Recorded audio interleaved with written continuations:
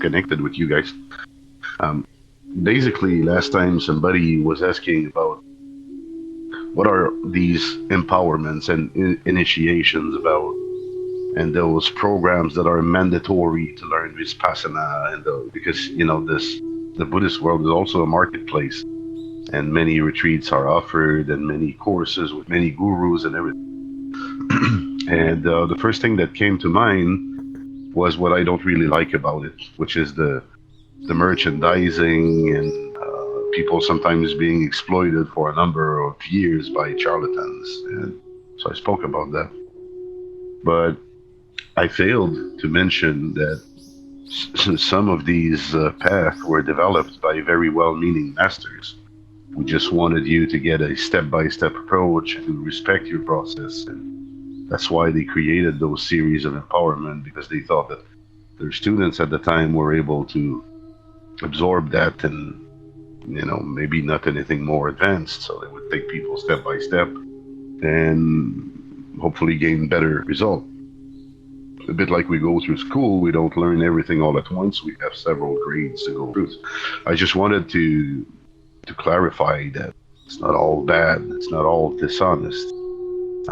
I happen to think that in the 21st century, we're more educated, we read more, we understand more things about the world. So I myself happen to think that we can take a more direct approach. But that doesn't mean that the other approaches are invalid. So I wanted to clear that, because it's not my business to say bad things about anyone. So I hope that clarifies it. I mean, if you prefer the step-by-step approach and you like working one bit at a time, doing visualizations, being entertained at the same time and taking it slow, well, there are many places that offer that. Here we just do the boring stuff. We do the shamatha and the vipassana, and we find inner peace. So, yeah. That being said, I also wanted to answer not answer, but react to a vision that came in Disco's dream. You remember that vision, Disco? Oh my. God, yeah, I do. So you were wondering, Disco, how I would interpret the fact that the sail is just as old as the wind that blows in it, right? Yeah, that's something I couldn't crack myself. But then again, this is just some unconscious dream noise for all I know, so it might not have any meaning at all. Well, the sail and the wind are both a manifestation of the universe, aren't they? Right? So they are both eternal, which would have been a very adequate answer to that person that was afraid of old age and of not being able of doing the things that they used to do and enjoying life the way that they used to do. Is that life and death are illusions, just like the wind and the sails. It's just the universe in movement. So that would be my take on it, Disco. Thanks for clarifying that. Anyway, it was really funny for me to see you talk about that, so I thought I'd react. That's All really right, cool guys. to hear. Thanks for that. I'll check in with my dream Zenke if he agrees. Yeah, dreams are cool because they often reveal our own inner wisdom. This is really a manifestation of the inner master. And even if what the dream tells you is not very profound sometimes, there's a good chance that it's useful to where you're at in life right now. I found out that dreams often are the things that we did not understand or that we struggled with and that are unresolved. That's why when you go to bed, the brain is still struggling with a bunch of concepts and symbols and trying to figure it out. For example, they have proven that if they were getting people to play Tetris all day long and arranging those little blocks to do the lines, while people kept on playing Tetris in their dreams. You probably have had that experience playing any game. But what was really Yep. cool is that they measured that people were improving after sleeping. So they had cracked the code in their dreams. Uh, so it's a real purpose to dreaming there. If you go through some trauma or you go through something too fast during the day, there's a good chance that it will all mix up and look weird in your dream. But if you start taking it apart, you will be able to relate it to some experiences that you've had recently, and there's a teaching in that. Anyway, just thought it was pretty interesting. So let us do our little meditation, or calm abiding meditation, or one pointed meditation. So let's get ready for shamatha. You guys take a deep breath and let's relax together.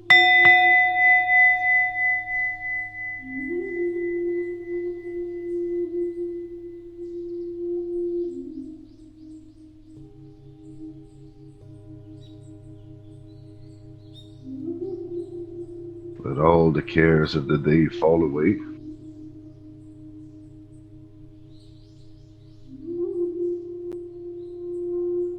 Let's forget that there was even a day before this moment,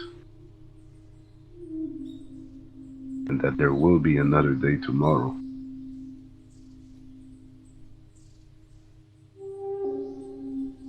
Let's just breathe and relax our body from the tip of our head, relaxing every muscles, our forehead, our eyebrows, the area around the eye, the eyelids, the eye socket, around the ears as well, and the cheek and the jaw. Make sure that there is no tension anywhere.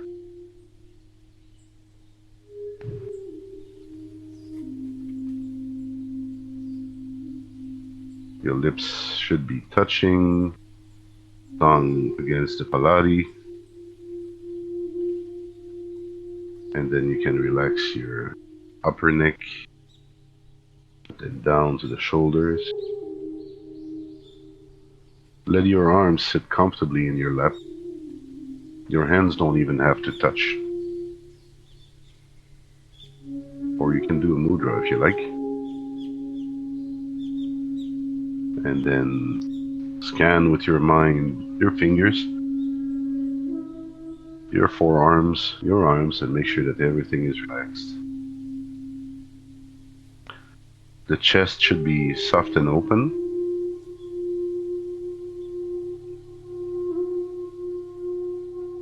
The upper back soft as well, no tension.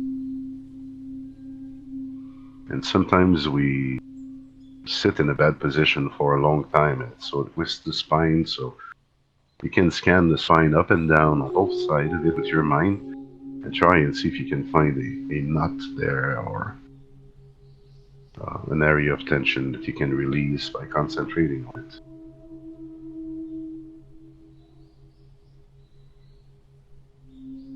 Take a moment to notice your heart that is beating and to feel the life flowing in you.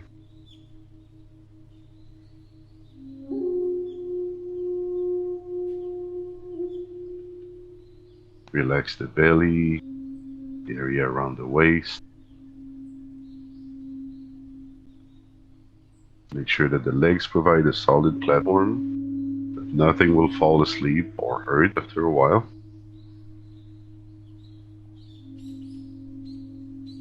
And scan those limbs down to the toes to make sure that everything is relaxed.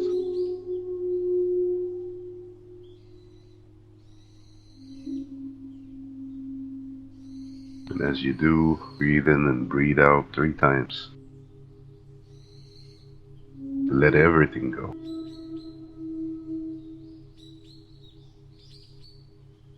Every time you exhale, thoughts leave your body and dissipate space.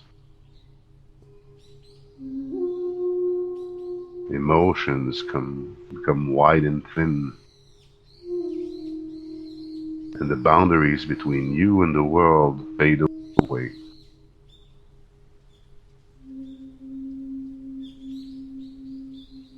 You are just the breath,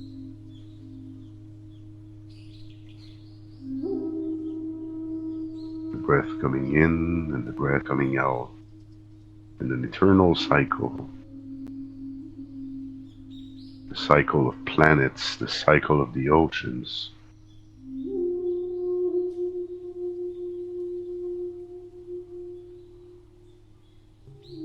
Develop a sense that you are the universe as you keep on breathing, that you are life itself, and follow the breath until the bell rings again.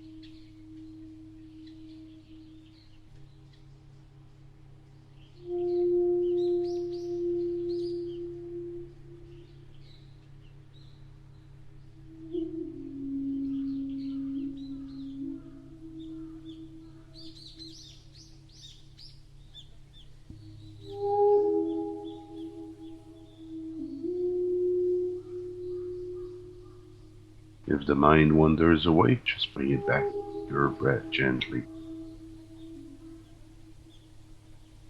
You can label thoughts as thinking, feelings as such,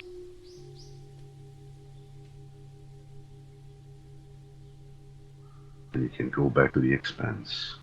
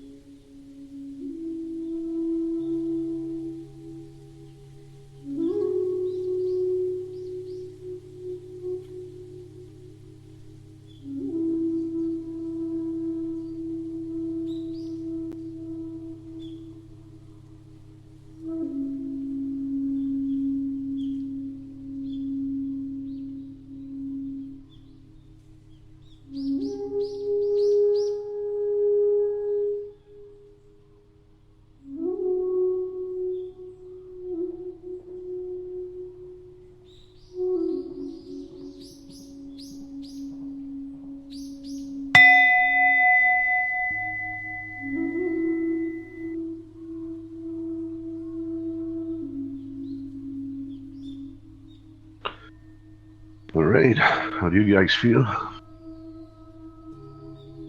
Managed to relax a little bit?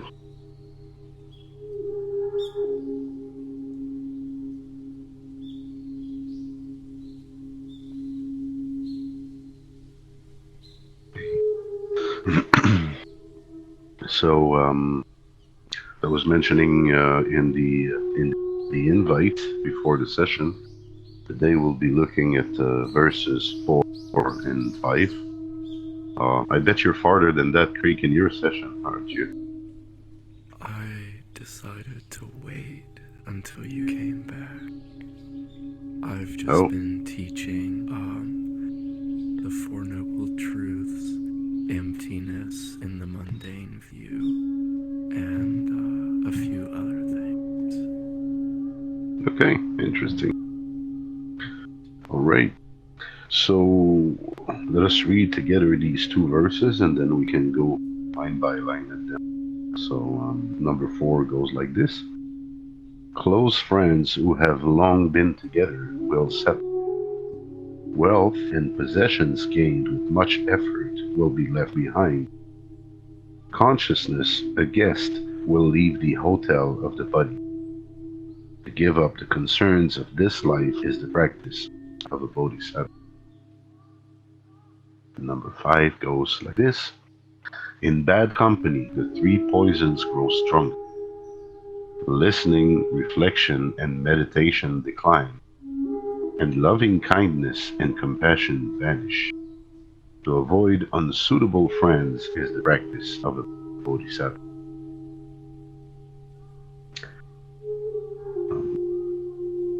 So let's have a little conversation about all of this. Um,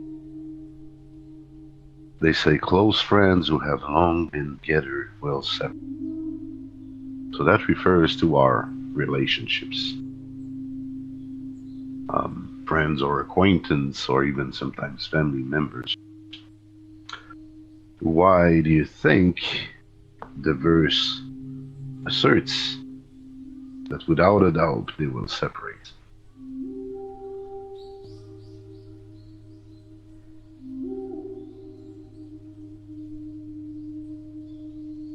The relationships will separate? Oh, yeah, that's what I was thinking too. I missed a little bit of that because you spoke at the same time to me. Sorry. Disco, would you like to repeat your piece? I was just asking if it's like relationships, like interpersonal relationships. I was thinking of the same thing, what Julia says. Well, relationships eventually come apart because of death. Oh, okay. She said death. Okay, that's what confused me.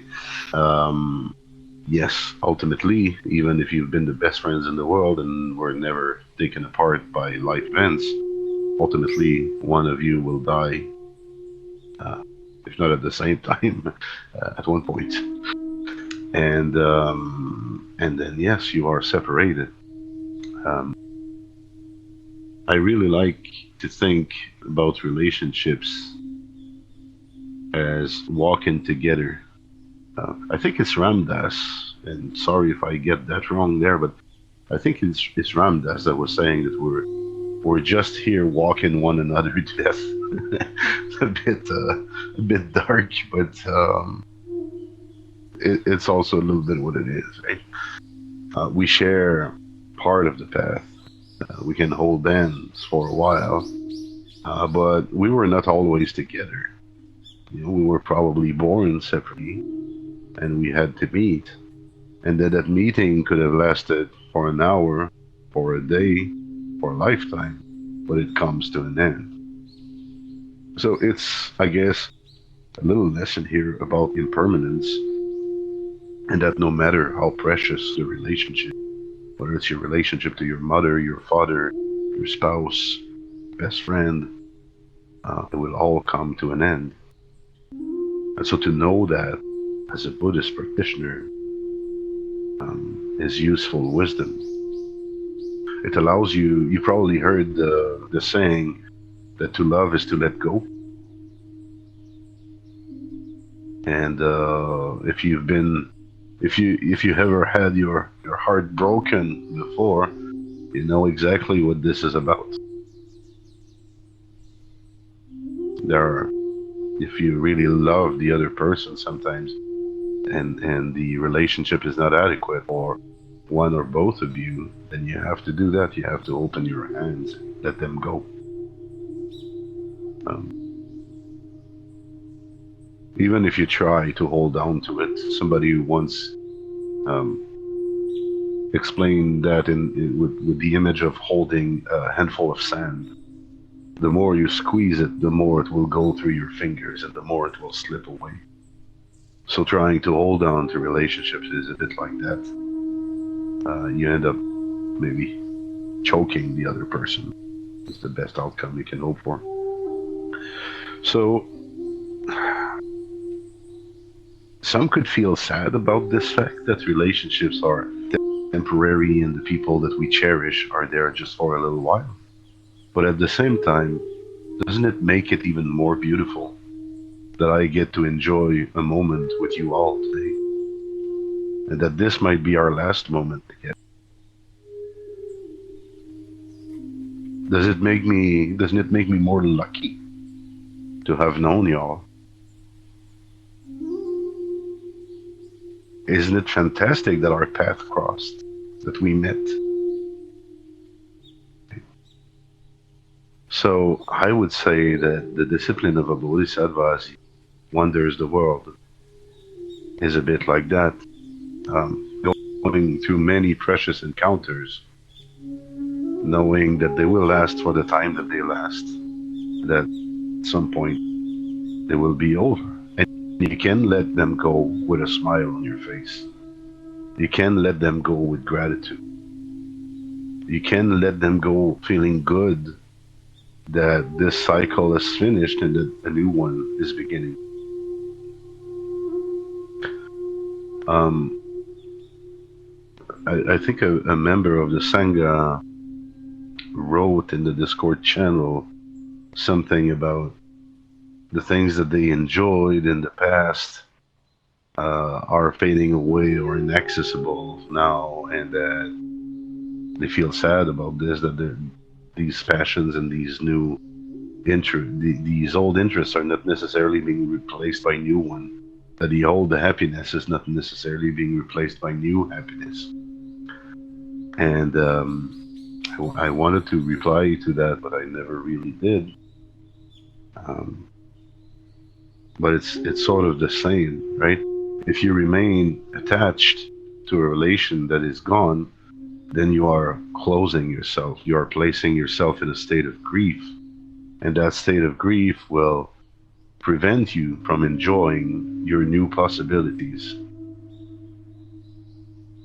While if you keep on moving, if you go from one precious moment to another, then you can keep on marveling at life. So there is great wisdom in there, and beyond just thinking about attachments and desires and passion. Um, the idea to live a little bit like a bee and to go from one flower to another um, creates fertility, creates um, delicious smells and um, a beautiful picture in the end.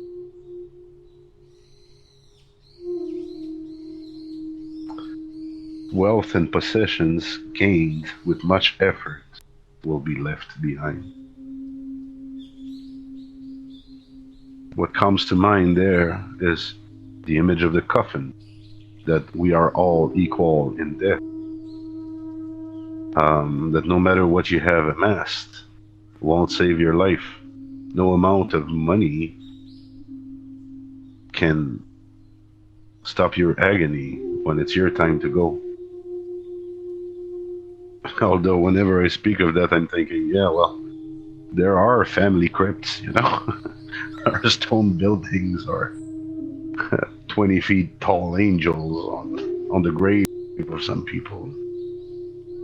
So you may say that even in death there is some equality, but the thing is that both beings are done living in the form that they had. So only the maybe the superficial difference remains.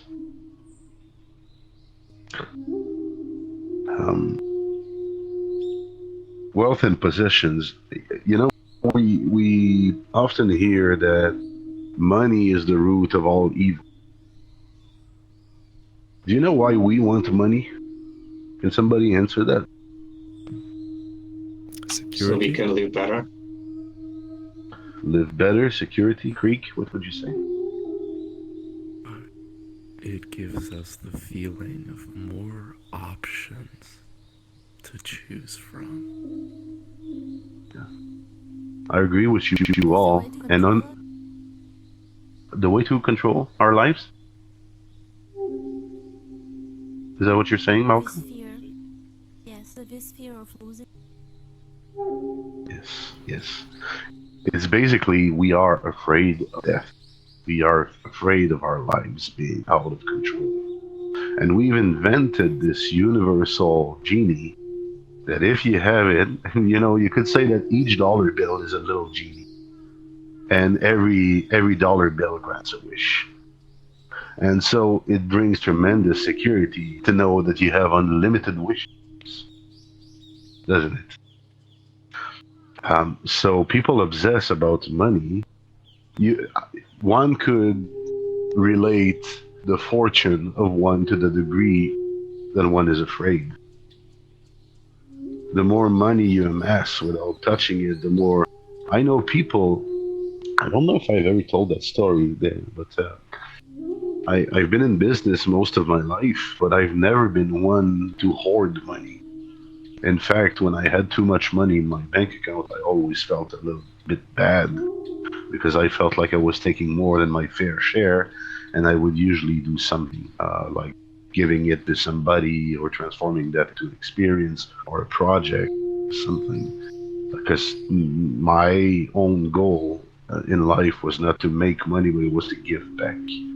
And I knew I needed to help myself first so I could help others.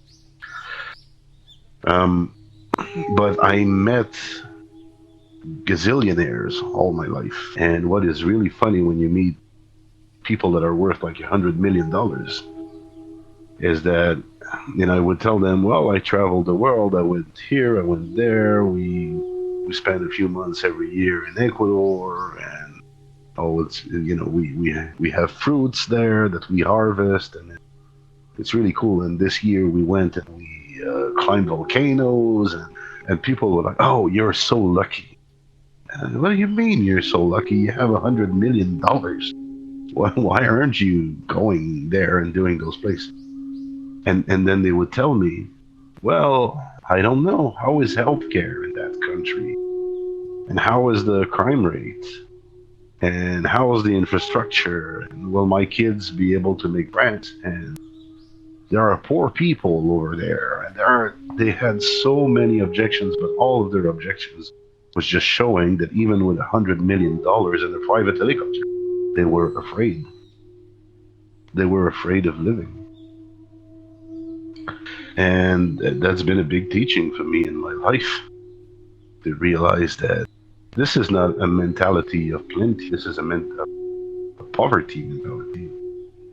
When you think like you never have enough, when you think that you're always threatened and that you need to build walls and fortresses to protect yourself, and that you build those towers out of money. Just in case, you don't even invest it in an actual building, just in case it's not what you need. What if you build that physical tower and what you needed was a fork? And now you cannot buy it anymore. That's how we think about savings. We want money, we want liquid. We want liquid security that we can throw at whatever is troubling our peace. And funnily enough, when I was a kid and started building my own dreams and my own ideals, what really turned me into an entrepreneur was the fact that I had a good cry with my mother on a monthly basis because we couldn't make meet ends. and we were missing $20, 25, 100. Couldn't pay the phone bill, couldn't pay the rent properly, small stuff. And my philosophy about money all my life was that I really hate it. So I want to have enough of it to never think about it. Which, if you turn it on itself, I was still looking for security. I was still looking to not be threatened, to not be hurt. I just wanted money to not be. I wanted my life obligations to not be something I had to worry about. So long story short, hoarding money and possessions because you are afraid is like living in as a knight in an armor, building an armor around you. You're not really in contact with life. You are not vulnerable. You are not accepting that you are a fragile and vulnerable human being. You are not allowing yourself to be exposed to the elements. And as a result, one could say that you become weaker. There are so many things that you would otherwise experience that you are not experiencing now. You can walk under arrows raining upon you when you won't feel them because they just all bump on your armor. And you may look at people who are doing not as good as you and think, hey, why don't you get yourself an armor like me? You don't know what life is about. Look at me enjoying life. I'm looking into that little crack in my helmet, and that's how I enjoy life. You should do the same. It's a bit foolish, isn't it?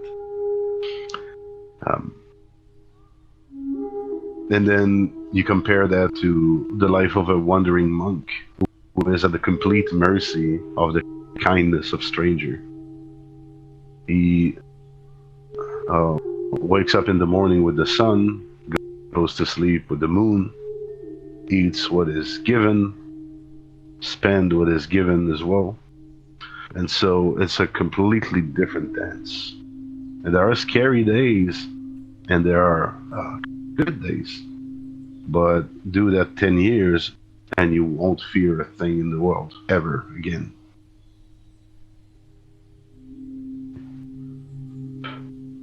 Of course, you need to approach it with wisdom. If you feel like you've been condemned the entire time, that's another story.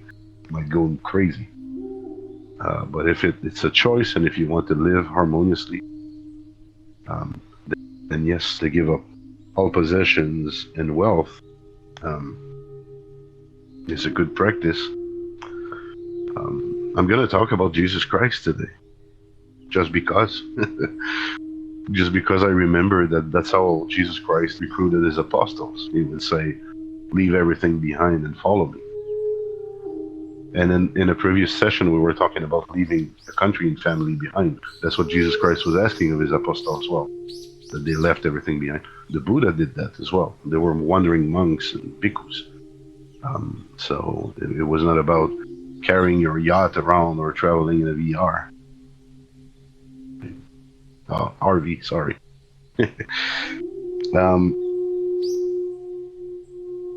Yeah, so, and if you don't do it, well, guess what is going to happen anyway? Just like relationship. One day you're going to die, and you might be fooled and tricked on your deathbed by a relative that will want your fortune and will have you redo your will. I've seen many examples around myself of people being on their deathbed at the hospital, and people grabbing the people that were supposed to go and clean and maintain things cool. They would start grabbing the paintings and the objects of value in the apartments when they knew that the person was not coming back. They would start grabbing objects like this. So imagine that you have amassed, you dedicated your life to amass all of those possessions, and you are basically stripped of them very disgracefully at your last moments. There's really no glory in this. And then let's say, well, I'm doing it for the next generation. I left all my money to my daughter or my boy, my son, I left all my money. I guess that's the ghost speaking. The ghost says, hey, I left all my money to my son and he became a spoiled brat. He's not doing anything. He's just pleasure oriented. He's just partying all the time. We've seen that, didn't we? We're going to talk about that in another session, the worldly gods. Worldly gods you can think of, like Paris Hilton and, you know, people like this that were given everything and are still stuck in samsara. And then one of the most interesting phrases in this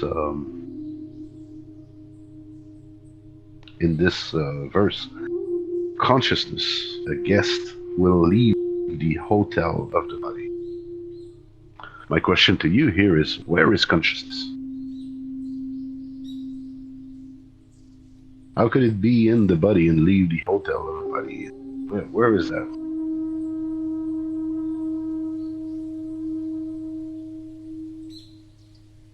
Where do you see consciousness manifest itself in your own life experience?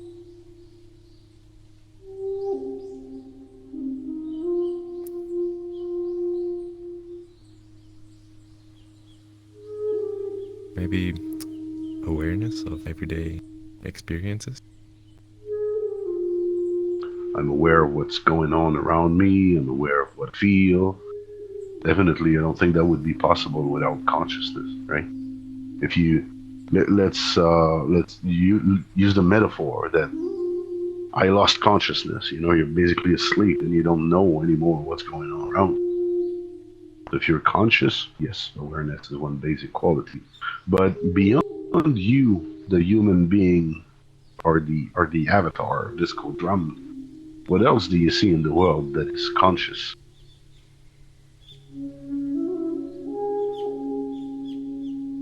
Everything comes. Everything. Let's think of examples. Are animals conscious? Are they Yes. aware of their surrounding? Yeah, they are. Yes. Are insects conscious of their surrounding Yes. Yes. as well? Are plants and trees conscious of their surroundings as well? Yes. Would you say a single-celled organism is conscious of its surroundings? Yes. Yes.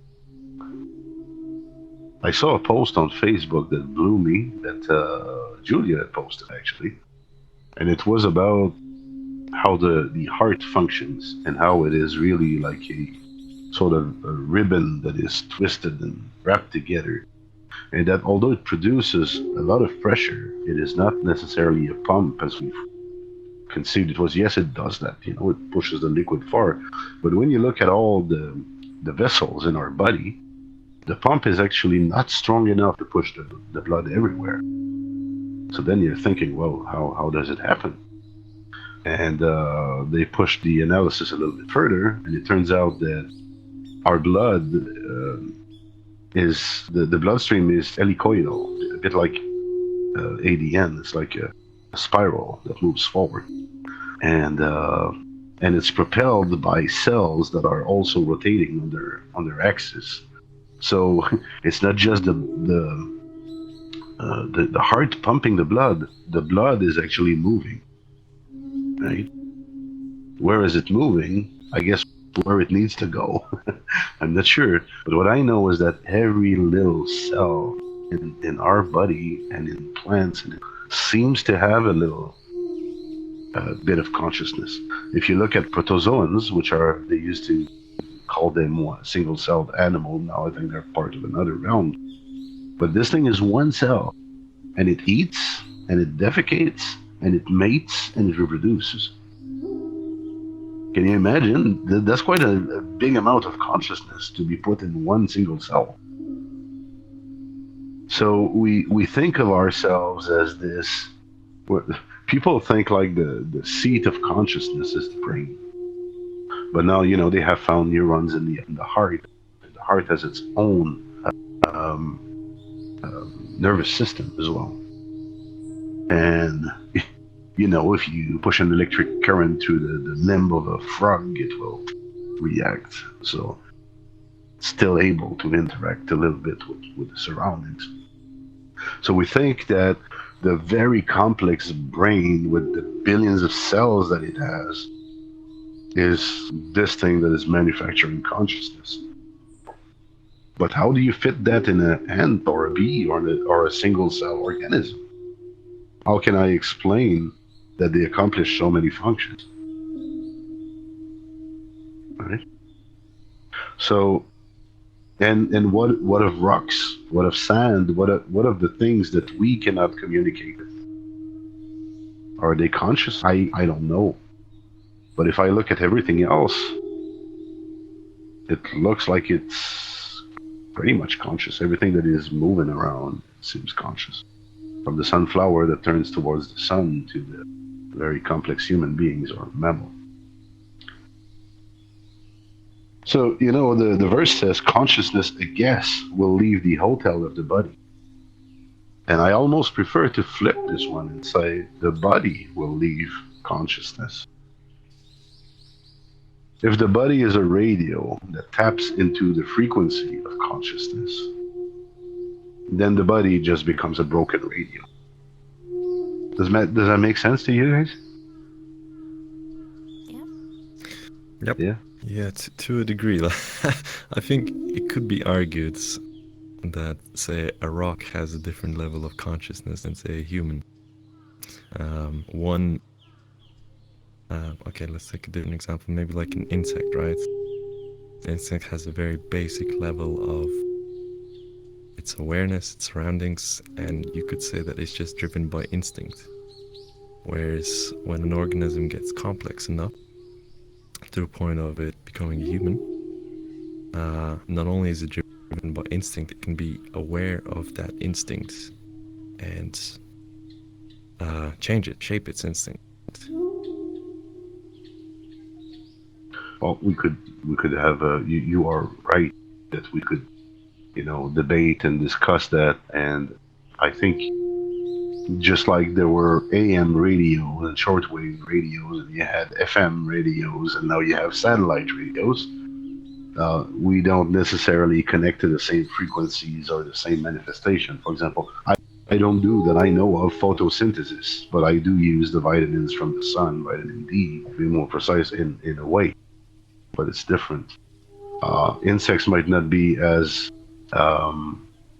sensitive to sights and let's say sounds, but they do deal with vibrations. So and you have things like shrimps that see a much wider spectrum of light than we do. Fishies, for one, see ultraviolet light much better than we do, and some insects as well. So we all access, according to our own brand of radio, we all access a slightly different dimension of reality. But it seems like we meet somewhere in the middle where we can all interact and contribute to a cause that we are probably just too dumb and limited to understand what it is that we're doing here. That being said, when I look at the social behaviors of ants, for example, the way that they can organize and give one another jobs, and if an ant is not doing his job, they basically kill it. They display behaviors that are almost as complex as humans, and bees are the same, and wasps as well. And what if cells are social organisms as well? Of course, we don't hear them talk, and we don't see the exchanges that happen because they're chemical signals, and we're not really good at deciphering that. But in a way, aren't they all connected? Aren't all the trees connected through the roots and through the mushrooms? And they're just discovering that stuff, that everything in the universe basically communicates together. There has to be some sort of universal language, or even if you don't have a lot of access to it, Maybe some organism know 4 words of that universal language. Maybe other know 2,000 words. Maybe the sky or the earth knows many more words than a human being because it's a lot more complex than a human being. You know, but who knows? That part is pure speculation. But it does feel like there is this transcendental. Would you agree, at least with that part, Disco, that there seems to be a transcendental quality to consciousness that touches pretty much everything?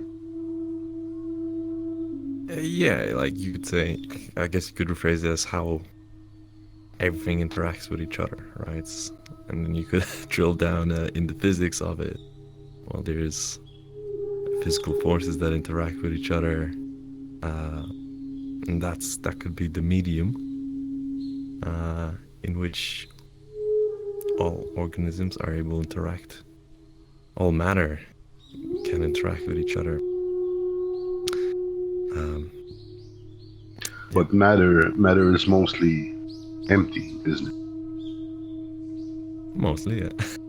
Yeah, Like you like could drill down to 99.9 like 99.99999% in yeah, look at an atom, yeah. right? And if you ask a certain scientist, he'll say 100%, right? At the end of the day, it's all just waves. Yeah. Well, unless you go into a neutron star, it's way different. Just saying. Yeah. So yeah, again, other manifestations, and it speaks to me because, of course, the teaching of emptiness in Buddhism is very important. So it's fun to think of the fact that matter is empty, but at the same time it has this tremendous energy, and it somehow communicates. And yes, there is physics, and we are sort of defining a bunch of laws to make sense of the universe around it. But we only get a partial view, no matter what system we try to use to predict it and circumvent it. So that's why consciousness is that, well, let me go back to Jesus Christ. It's a day like this where I'm bringing my friend Jesus back. So the Gospel of Thomas, verse 77 says, Jesus said, "It is I who am the light which is above them all. It is I who am the all. From me did the all come forth, and unto me did the all extend. Split a piece of wood, and I am there. Lift up the stone, and you will find me there." I think it's a beautiful way of talking about the nature of consciousness, which in Buddhism, for me, love, consciousness, God, peace, compassion, it's all the same thing. It's just, we had a little chat about the fingers pointing at the moon, right? So it's just different fingers pointing at the same moon. And I really like that also of world religions, that they all, there are many conflicts around them, but at their core, many of them seem to agree. Many of them have reached the same conclusion. Well, maybe they all come from the same stem. To give up the concerns of this life is the practice of the Bodhisattva. Now, as I was reviewing that book, I'm obviously reading also what Dilgo Khyentse said about it, and so reading the commentaries. And there was this little bit that was saying, if you think you can dedicate your life to worldly goals and the Dharma, think again. You cannot pursue egoistic goals. You cannot be thinking of yourself, taking more than your share, serving yourself first all the time, and also be a bodhisattva that is helping others and that is dealing with his fears and that is becoming all they can be. It goes in different directions. There are pretty much opposites. And I think that's the difficulty of being a lay follower and a lay practitioner in Buddhism, because we live in a society, we have bills to pay, we have bosses to please, we have families with expectations and everything. And so I think I like quoting people today.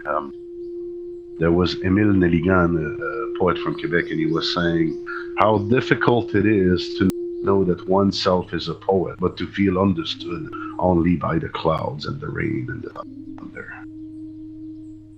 And I think as a Dharma practitioner, you sort of connect on that level with the teaching. You know this to be the truth.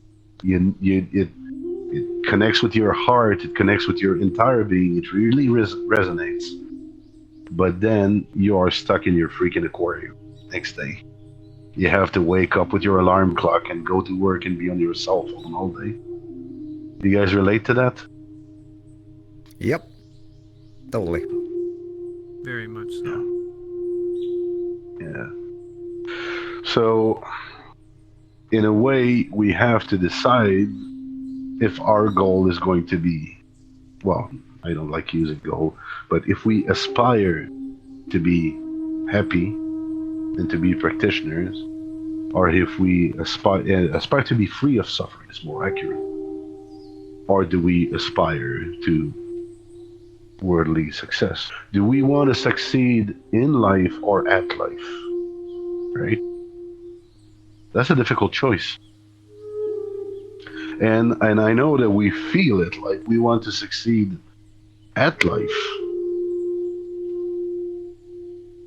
My entrails are much more connecting to succeeding at life than they are to succeeding in life. Succeeding in life sounds like a loss of time and very frustrating.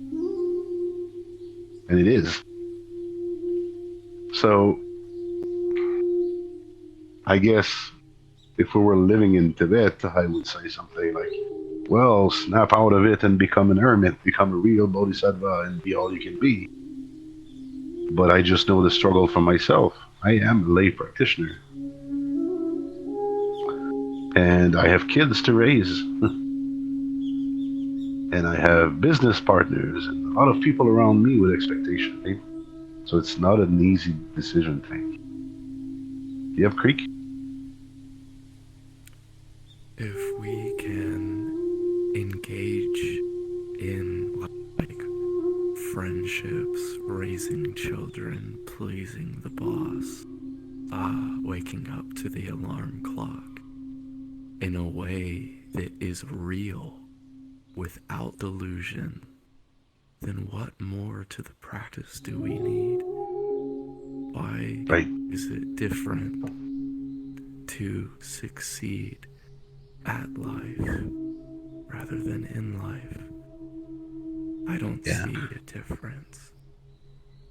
No, so you basically got right into my conclusion for this verse. And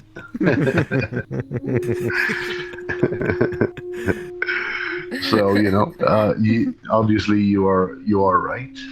It's that's one way of reconciling it. But then the verse is key. Let's read the verse again. To give up the concerns of this life is the practice of the Bodhisattva.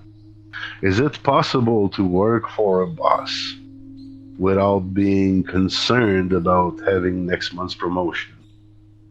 Is it possible to wake up and work 40 hours and week without being entirely frustrated and drained by it? Probably yes as well. It requires a lot of wisdom. It requires a lot of training. But yes, that is exactly what we should do as lay practitioners. And I remember spending time in the monastery and telling the monks, man, you guys have it easy. Nothing comes here to challenge you, You're living in prayer all day long while I have people shitting on me day in and day out. I said, what you're doing is good, and I envy that you're dedicating yourself to spread the Dharma and everything. But man, you would become much better and much stronger practitioners in the real world. And so I enjoyed bouncing the ball and speaking about that with the monks. Some felt a little bit offended by it, others got it, And one of the Julia was mentioning to me a few weeks ago, and I think it's a fun fact that the monk that they put in the kitchen is often the best monk. Is like the humblest monk. One of the most, and like just below the habit. The kitchen cook ranks just below the habit. And that's the reason, if you're going to cook for 5,000, you cannot be complaining that you have a lot of work because it's going to basically be never ending. And when I did spend time in the monastery like this, I was second in the kitchen. And the monk, it was a female monk that I was working for. She had been working in real restaurants all her life, so she was a total pro. She would direct that place with years of practice, and would scold you if you were not wearing good enough shoes and whatever. She knew all the health and security and the way to run a successful kitchen. But she was also a very strong practitioner. And it was, I think I had the hardest working job there because there was a cold room that I had to completely empty and wash the ceiling and the walls and the floors and every single item. And I also, they had an entire room with the vegetarian stuff, the seeds and it. So it was my job to clean that as well, on top of the cooking and the recycling the food and the serving of people. Anyway, it really is a humbling experience. And what is great is that when you do it in the monastery setting, is that you're surrounded by reminders of your practice. So the day that you don't feel like cooking, you do a dedication before you start washing the dishes, which is something spectacular, right?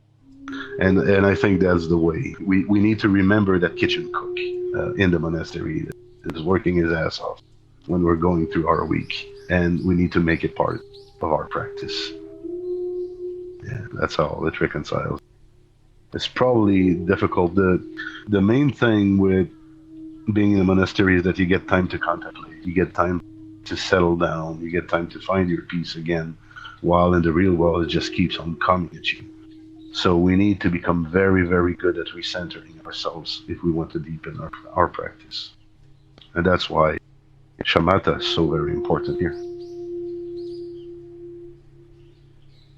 All right, next verse. We're in the 5th one now. In bad company. Well, I'm gonna go to sleep now. Sorry.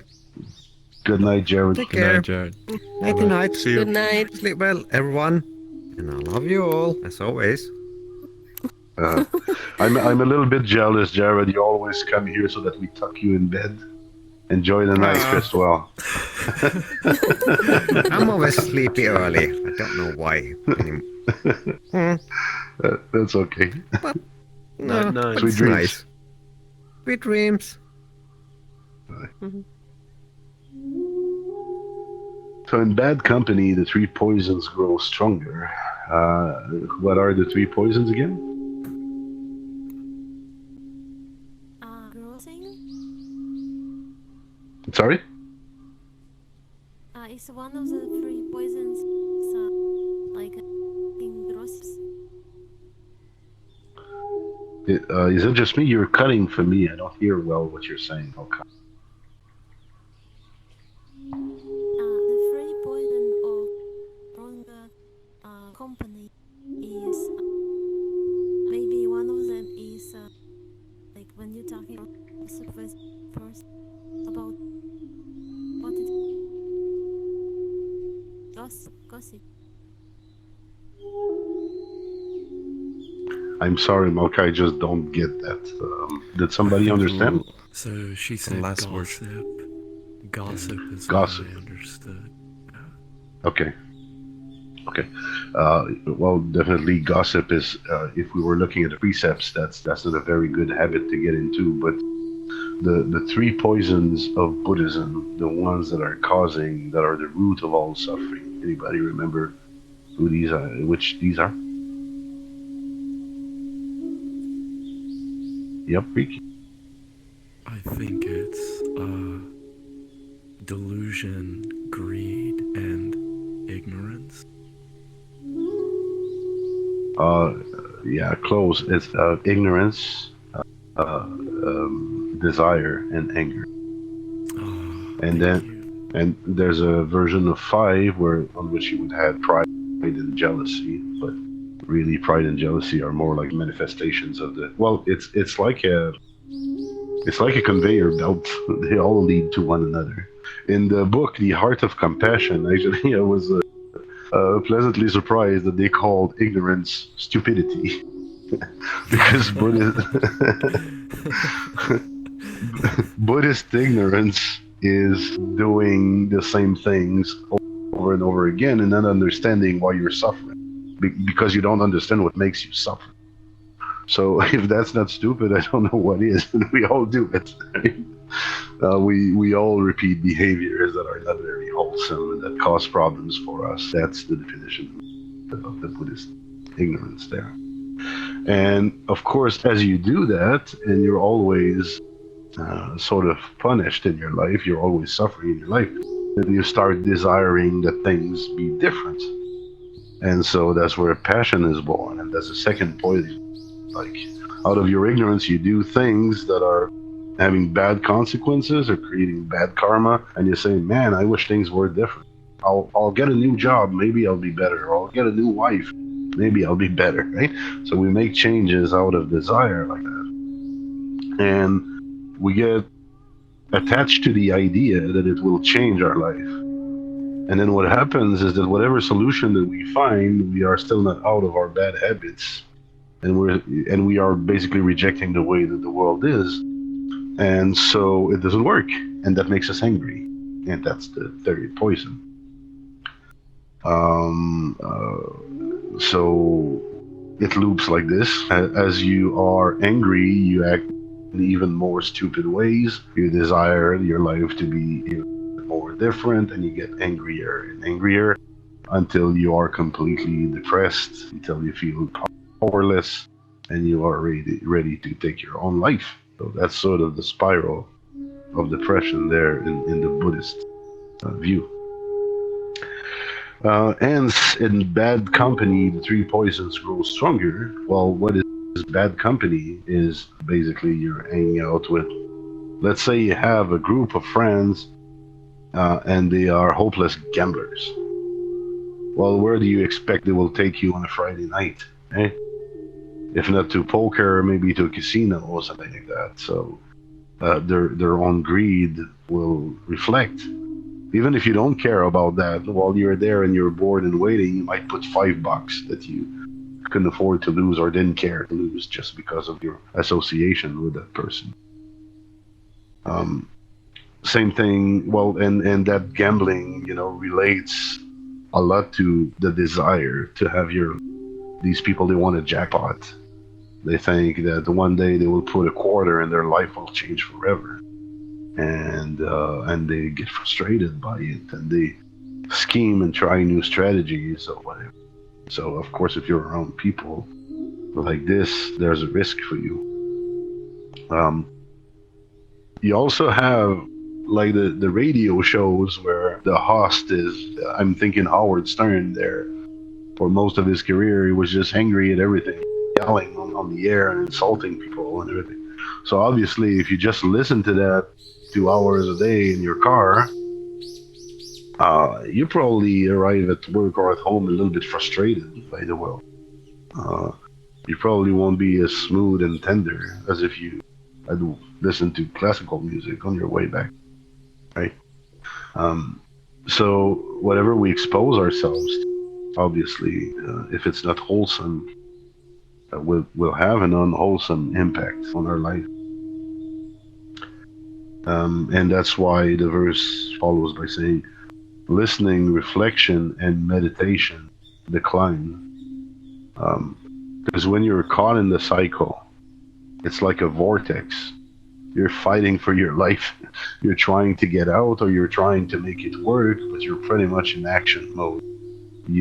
Space between you and events, space between you and stimuli doesn't exist anymore. And I did a talk once about how love has this quality of space and have this quality of freedom, and how it's almost impossible to love someone without giving them space and freedom. And therefore, the verse goes on by saying, loving kindness and compassion vanish. Because where there is no space, where there is just like neurotic behavior, love cannot exist. Sometimes I don't know if you've ever had that experience, but you're with someone and everything, someone you care for, and everything's going well, and all of a sudden you open your mouth and you make an observation you didn't mean badly, but it's taken badly by the other person, and it was not necessarily a necessary observation that you made. You were doing that just to make conversation, and all of a sudden all the mood is broken and the situation turns hell. And you really just wanted to make conversation. And that shows how love is fragile, how easy it is to chase a good thing away. Just by opening your mouth and wanting to make conversation with the best intentions possible, you may wreck a moment with a loved one. So in listening, reflection, and meditation, a lot of silence is necessary. A lot of contemplation is necessary.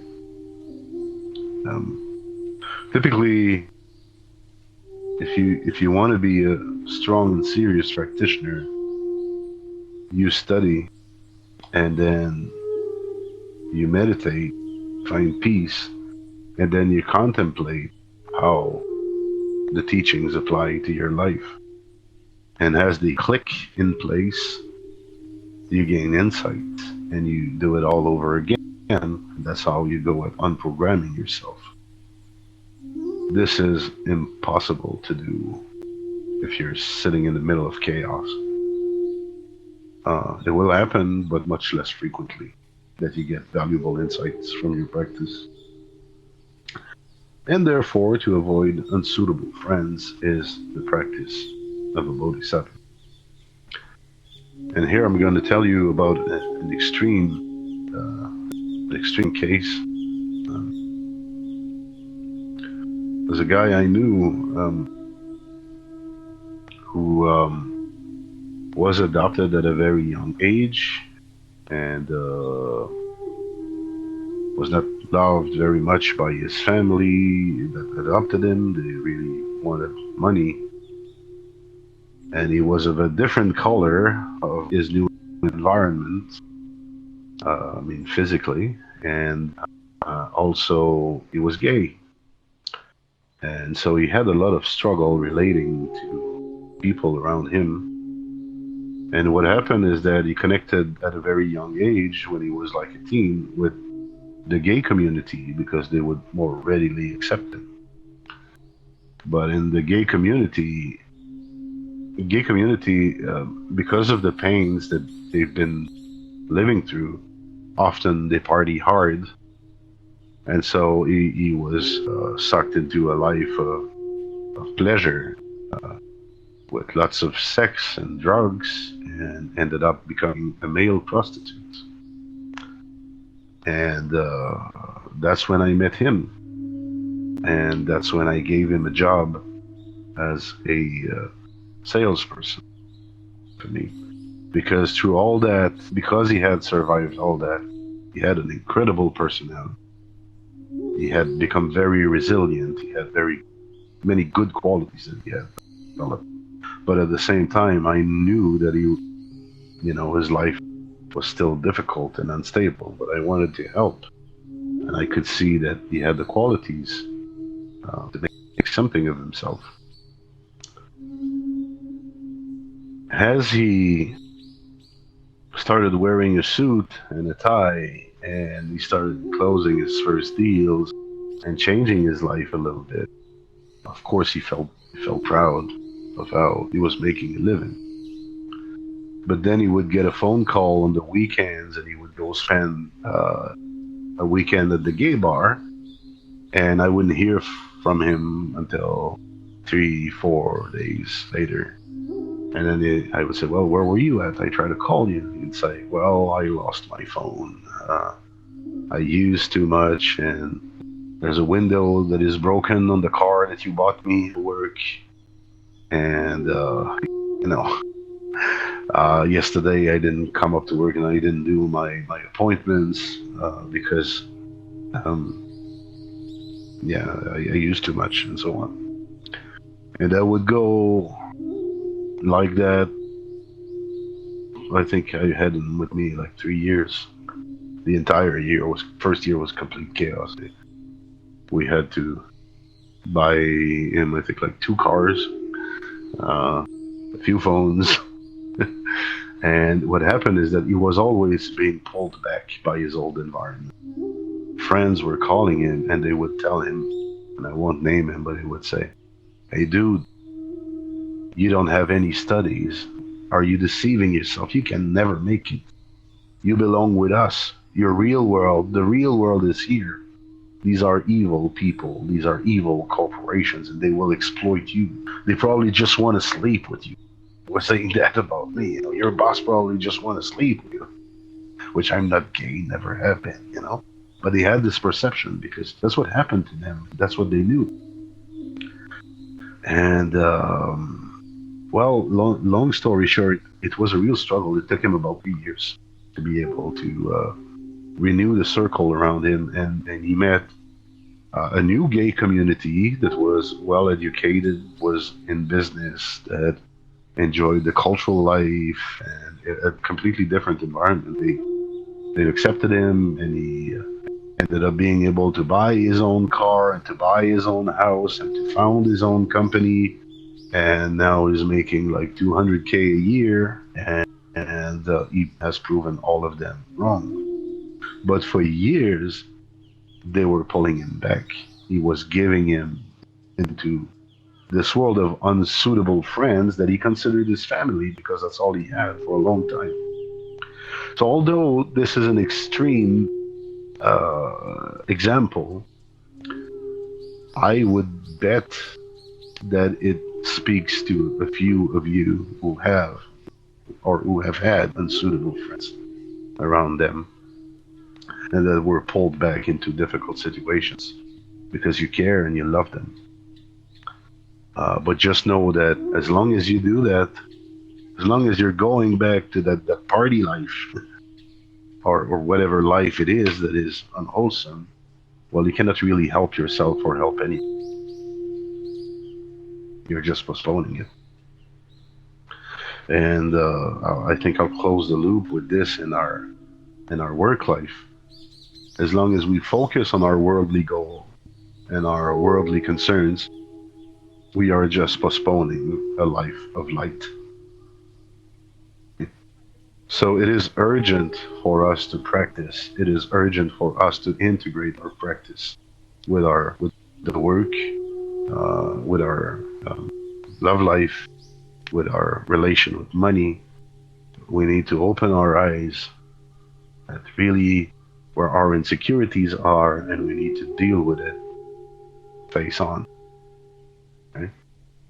And I guess this is what those 2 verses are teaching us today. Any commentary or questions about today's session? Yes, Disco? Yeah, oftentimes, just going back to impermanence and eventually losing relationships because of death. So when I talk to people about death, usually it's not the last moments of your life that you're scared of you're not really scared of the pain of death or whatever. It's more about actually losing relationships and losing your memories and the experiences that you had in your life that people are actually scared of when they're talking about death. So they find comfort in knowing that maybe in their idea of afterlife, they're gonna see all their friends again, and they're gonna be able to talk to them again and never really lose them. Which is, it is indeed a comforting idea, but it's Unlikely. something that yeah, in their eyes, it is something that they can grasp onto and feel safe and secure about. But in Buddhism, it's not that. It's the opposite. It's being able to accept impermanence and deal with the reality that's you are gonna lose your friends. You are gonna lose those memories. And I think you touched a little bit on how to reconcile with that. By accepting that whatever is being lost in this life is gonna take the next step and rebloom into the new cycle of life. But I feel like that's not an idea that most people would be willing to accept. It's not comforting enough for them. So I'm just wondering, like in a nutshell, how how to deal with that fear of loss. Well, Buddhism on this is brutal. Buddhism is not meant to be a comforting path. It's quite the opposite. It is sort of meant to shove your face in it and tell you, look, there is no security. There is nothing to grasp on. You are in a free fall. You just jump off a plane without a chute and you are going to your death. Please smile. This is what Buddhism does. Because why would you panic? You're gonna make your last few seconds miserable. So just smile. Yes, Casper?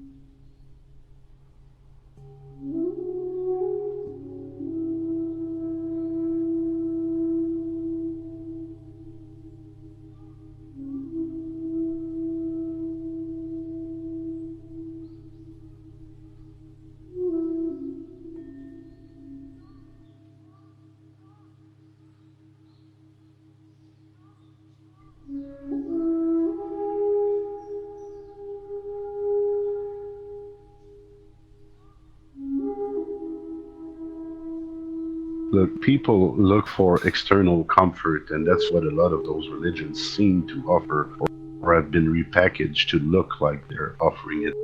Buddhism is a path of extreme responsibility where it says, look, this is what the world is, that's what you get. Now deal with it to be the happiest you can within that context. So it's all on you. And it's difficult because we are not used to be fully autonomous like that. We are not used to be psychologically autonomous. We they say that religion is the opium of the people, and it's meant for those external security factors. That, oh yeah, I can do whatever I want in the end. I believe in God, and God will save me. But in more subtle ways, we also rely on how-tos. Many times we don't want to figure out how to bake a cake. Can you imagine yourself playing around with flour and an egg and sugar until you get the proportions right to make a cake? That's an awful thought. It's much easier to go to a recipe and maybe vary a few of the ingredients. So we like to start with a how-to. We like to start with an external source of security. And Buddhism says, well, okay, but you're not really being all you can be if you do that. We can see the weakness in this, that you are always relying on everybody else. And I mean, the cake is not, by all means, we need to use our intelligence and our technical knowledge. That's why we're writing books and archiving knowledge and data everywhere. So, if it's about reproducing a cake, let's use that. But when it comes to the tougher stuff, like, why would I want somebody or something external to me to give meaning to my life? It's my life, right? And we fall short of that. We feel that life is meaningless, but it's only because we fail to give it meaning. Um, I'd say that life and consciousness is a bit like, I think I read in a scientific journal many years ago that the water that we drink today probably has been drank by dinosaurs millions of years ago, because it's always the same water that's being recycled, right? So it's been everywhere on Earth and in every being. And maybe it went through a rat, maybe it went through another person. We know it contains medicine, plastic, all kinds of stuff. So you see that water, we could say, go through this cycle of life and death as it goes from the ocean and becomes a cloud and rains on plants and goes through the river to the ocean again and so on. But it's always the same stuff. So Buddhism will tell you, well, everybody in this room at some point has been your mother or has been your father or brother and sister. Because just like water, this consciousness stuff gets recycled endlessly. And we've all drank at that fountain at this point. So that's in that interconnectedness that you can find a bit of comfort, that you can find a bit of security. But it needs to come with, I would say, profound analysis. You need to take the time to meditate on it and to really dig into the nature of the universe and your surroundings if you want to get there. It's much easier to tell people, you see Julie there? Well, she'll die in about 25 years and she'll join you in paradise. That's much easier to grasp than to think that the entire universe is an ecology and that you're part of it. So I'm sorry I don't have a lot more security to offer, but it's really, it is our own responsibility to find fearlessness, to become fearless, peaceful warriors, is really what being a Bodhisattva is about.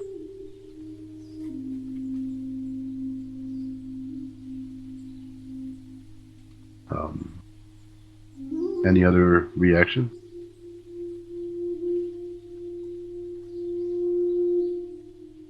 I wish we can.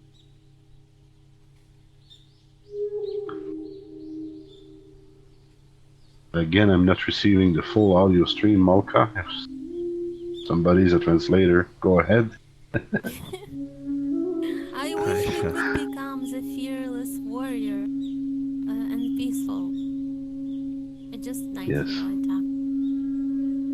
Yeah, you can. It's one big aim of my practice, and it changed me a lot over the years, and it will keep on changing me. It's quite the quest to claim back the entire world as your territory, the entire universe as the place you belong, and do it fearlessly. Yeah, Creek. So this might be a way to speak of interdependence in a way that's sort of possibly more comforting. So it could be said that flowers become beautiful with the conscious understanding of bugs' ability to see. In much the same way, our ears are shaped by the notion of sound. Our tongues are shaped, our teeth are shaped by the notion of food. Our eyes are shaped by the notion of sight.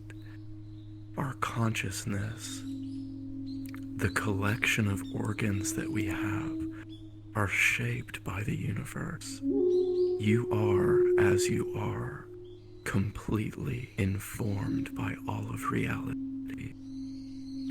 when you're walking informed by all things in the universe. When you speak, when you hear, when you taste. So what more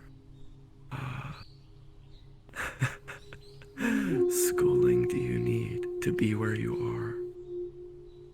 And when you pass away, so too you are there, still informed by all of the universe. So, just another way to think of it. Right, and we'll get into that, I think, in one of the next sessions. That is a beautiful way to conceive of it. And how to...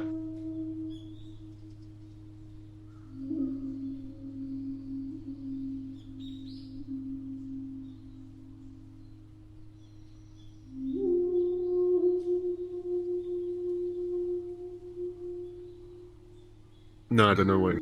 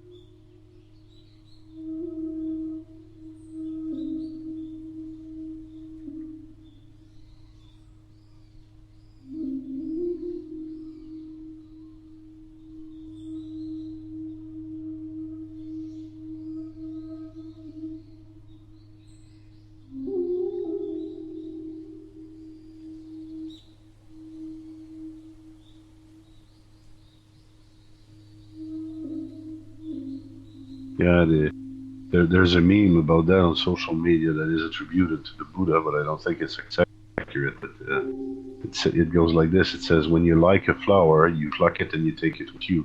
When you love a flower, you let it be. And that goes back to the space and the freedom that I was talking about earlier. But I have also a little flower history that comes from my recent vacation in the Dominican Republic. I did a lot of meditation. I needed to calm down and rest during the vacation. So I did a lot of reading and meditation in a paradise setting, and I started reflecting on the three kayas. And if you remember them, there are Dharmakaya, which is the absolute nature of the universe. So when we talk about notions of like God, love, freedom, compassion, on the ultimate sense, that's like the Dharmakaya, the thing that is holding the entire universe together, and that is true to all things. That's Dharmakaya. Then you have Sambhogakaya, which is the name of our Sangha here, which is the body of joy, and is relating to all the enlightened activity. And I'll come back to that in a second. And then there's the third, which is Nirmanakaya, or the body of emanation. So Siddhartha Gautama, the Buddha, is said to have been a worldly manifestation that we could see with our eyes and we could touch with our hands. So that's Nirmanakaya. But Nirmanakaya can also be any object, or a bird, or whatever brings you comfort when you look at it or when you touch it. Or when we were at the restaurant of the all-included hotel over there, which I guess just to be there is a sin because of the abundance that there is there.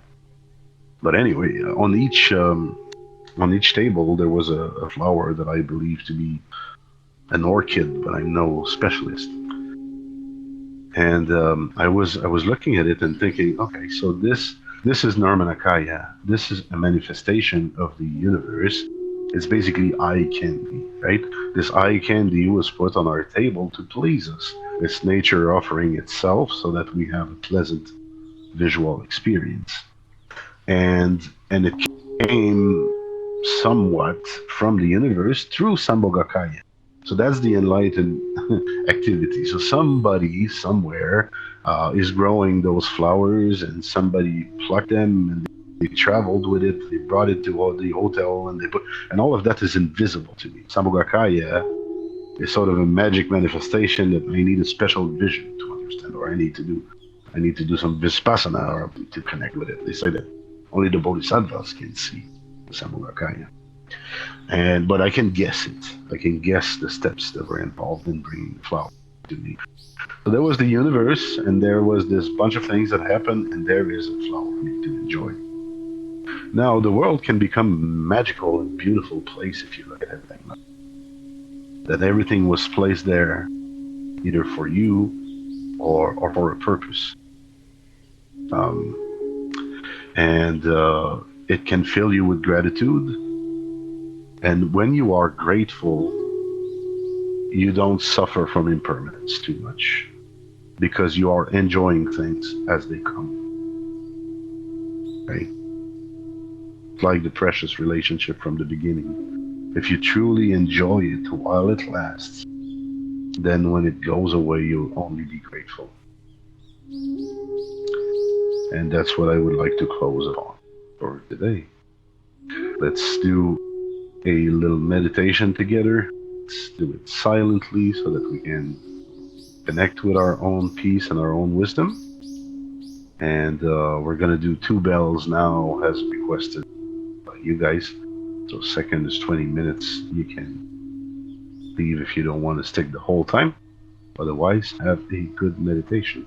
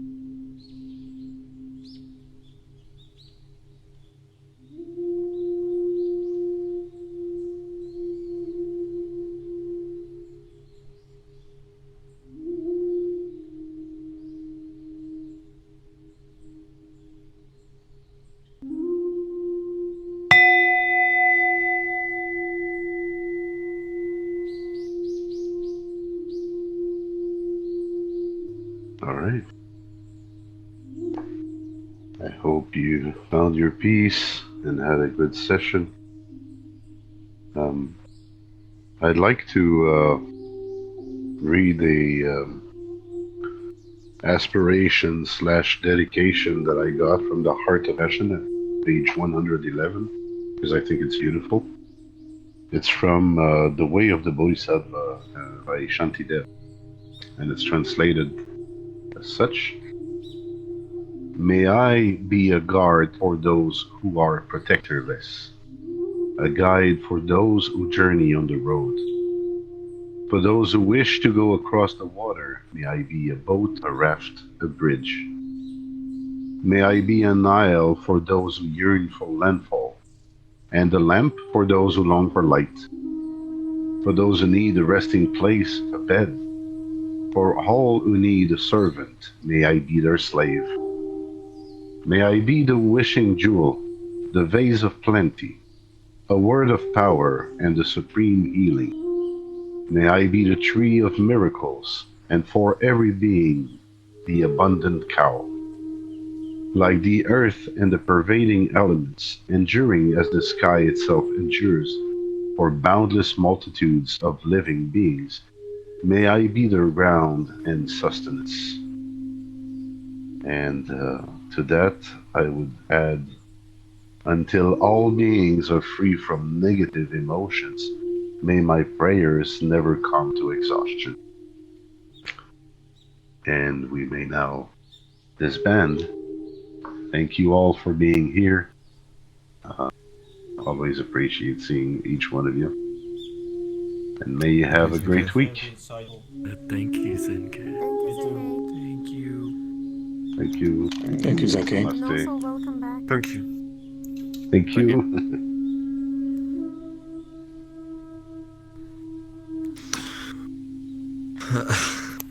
Oops.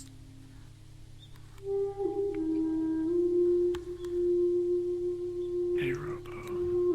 Hello.